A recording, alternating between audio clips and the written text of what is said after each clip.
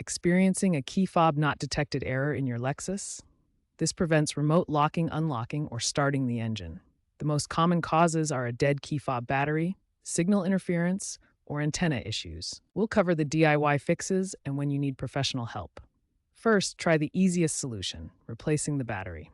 Lexus fobs typically use a CR2032 3-volt lithium coin battery. Open the fob, usually with a small screwdriver, replace the battery, ensuring correct polarity. If this doesn't work, there may be another issue. If the battery replacement doesn't solve the problem, use the push start override. Lexus vehicles have a mechanical key hidden in the fob. Use it to unlock the door, then place the fob close to the start button and press it. This bypasses the electronic detection. For antenna or more complex issues, which are more common in humid climates due to corrosion, a professional scan tool is needed to check for error codes like B2780. Antenna module replacement can cost $200 to $500.